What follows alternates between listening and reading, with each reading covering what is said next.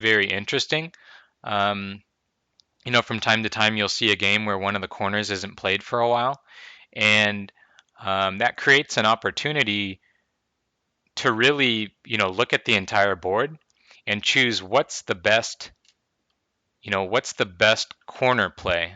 Any ideas? What do you think would be a good move in that corner? Lots of different options, right? You got like the 3-3, 4-4, 3-4s. I mean, these are basically your options, right?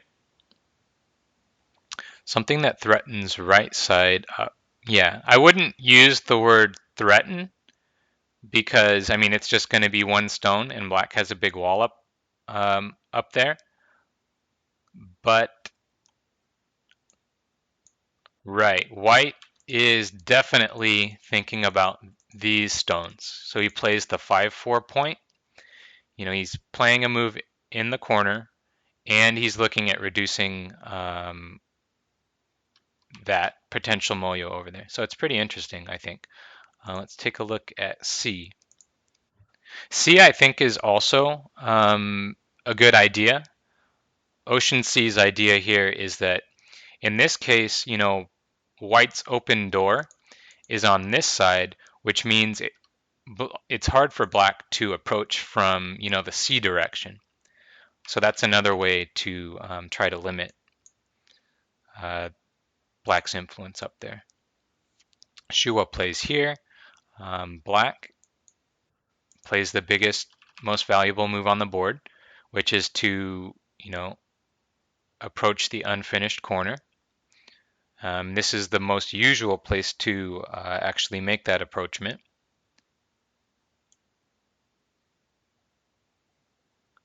And now, um, are you saying black's threatening the pincer? That's true. If white doesn't play something here, black can definitely pincer next, and that would be very, very good. But we have to keep in mind that it's actually white's turn. So what he does is he plays this move, um, which the commentator said this is like a typical Shuwa move. It's like a light reduction. It's the shoulder hit, right? So he's trying to keep this nice and low. Black responds because that's single stone against single stone. So no Tanuki. But um, it was mentioned that black might try this anyway. Pincer here.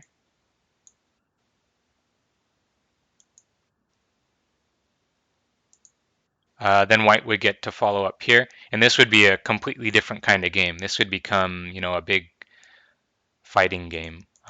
Black instead plays really solid, keeps it solid. White jumps out lightly. He's still reducing. Um, Locally in this shape, where's black's follow-up move? Really common here.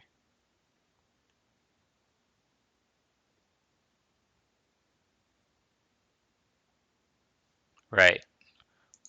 Wedge to create weaknesses in white shape. Um, and now white plays here, um, which they said is natural because if white just plays normally, locally this would be normal. Atari, and then white would connect here because A is the unimportant stone, B and C are the important ones. The problem with this is that then black's going to get this point, and there's just no real hope of winning a game playing this way against the handicap. So white goes here instead, putting more pressure on black. And black says, well, if you're not going to play over here, I'm going to continue. So he just keeps going.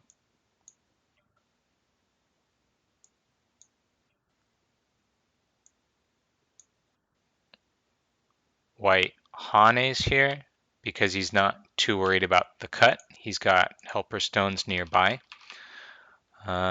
And now if we look at the black stones, there's weaknesses, right? There's cuts.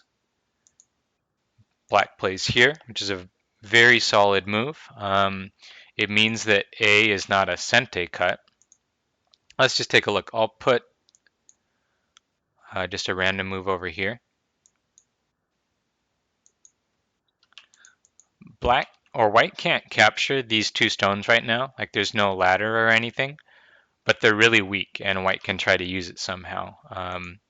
So it's proper for black to fix the weakness, right? Just because a weakness doesn't work at the moment doesn't mean it's not a weakness. A weakness is a weakness. That's something that's really important to sort of get under your belt as you're becoming a stronger player. The other thing this move does is it aims at this cut here. So for example, why doesn't he just cut now? This looks like it might be reasonable. However, I think if white just plays like this, these stones are becoming pretty heavy. This is not something black really wants to deal with. This seems like black's made a commitment to some heavy stones. On the other hand, if there's already a move at A, then that's preparing to cut at R9, right? So that's sort of one of the hidden meanings behind that move. At this point, if we have a stone at A, we'll just go ahead and cut. So this move is quite large. It's preparing to cut later. White jumps out. He's got his eye on these A stones. Remember though, we looked at earlier that there's some cutting Aji around here. For now, black's going to get his A group out first. It's important when you are going to attack from a strong position, not a weak position. So black wants to get out first rather than trying that cutting stuff. Any ideas? What's the good move to run with? F11. Okay, that's sort of what I wanted to hear, but you should be able to find a better move.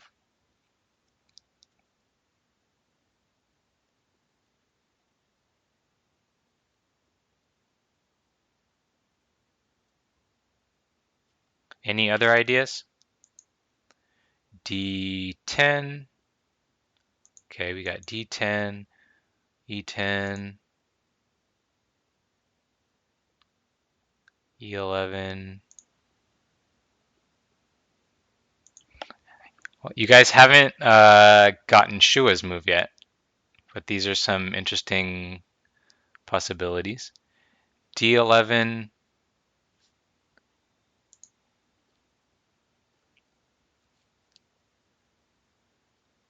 You guys are you guys are avoiding the one he played. Complete the rectangle, yeah. F10.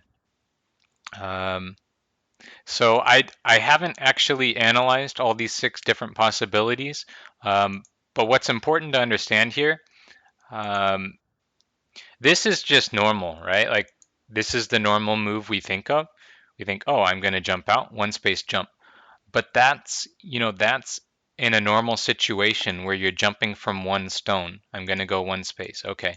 But the actual, proper way to think about this sort of thing in general is you should jump as fast as you can. Knight move H12. H12.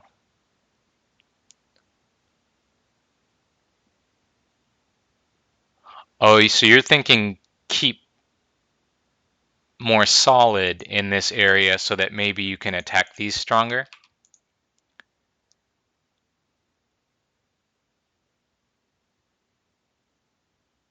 Oh, I see. You're thinking this puts, am I getting you right when you're thinking this puts more pressure against these, right? Okay, and that could be very reasonable. So, I mean, the important thing is that you understand the reason behind the move. And so the reason behind this one is thinking more about getting out quicker. And in general, when you're running, you want to run as fast as you can without being cut. Um, and this wall is pretty strong, so it supports a faster run. Black can run 2 spaces if he wants to. And the way my teacher, Mr. Yang, would say this, in many cases like this, if I ask him, well, why is that better? He just says, well, faster is faster. And, it's as simple as that. The move's faster, so it's faster and better. So black plays here. Some of these other ones, I think they're just potentially slow. This may be possible with the aim you're sort of talking about. This is the same idea as this one and may be, valid. This one looks a little weak to me because now we can actually just get split, right? This is more of a lean than it is an actual run. And this one I'm thinking is just going to get Haned right away. So that could be an issue. Yeah, F is very outside. So that's good. And now white plays here, which turned out to be a mistake for Shuwa. It's preparing to cut through with like an attachment, but it turns out to be too slow. The commentary was that white should just continue to jump here. So let's take a look at why it's too slow. Black needs to play a defensive move around this area to connect, but he's going to play a bunch of forcing moves first. This is an important proverb that essentially says, before you fix something, use your forcing moves. So let's take a look. Black uses this move now. It's a perfect timing because white has to respond, right? The purpose of this move was to attack black, so white has to try and keep black weak. This move is ugly shape, but black's cutting. White plays this one because he has to, right? You can't allow the counter Atari at A. That's pretty pointless. So he's got to keep these stones separated. Black keeps white separated. Gets a couple of forcing moves. Notice that this A stone actually needs more liberties, right? White took a liberty away from it, and black needs to extend to B. And he's going to do that. He's just getting some forcing moves in here first. And now that that's done, black extends here. It's a very important point, right? Otherwise, white can Hane there and get a lot of shape for his group and destroy the Moyo. This move is also threatening to capture 2 stones, right? Black can play there and then cut, and the whole thing turns into a squeeze, right? So white plays here to protect his liberties and get out.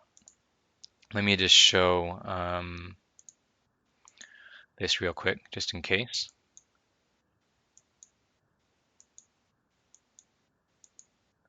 So that would just get squeezed into a ladder. So black is getting all these forcing moves. He still hasn't had to respond to A yet, and he's still got more. He says, well, if I can capture these stones, then I won't have to respond to A. So this is perfect timing. This is, force before responding. He gets all that in, and then he answers, but now white's got a weak group in the center, right? So black has played very strongly in this area. Quite nice. White contacts the strong stone to get shape. It's also putting a little dent in the Moyo. Why G19?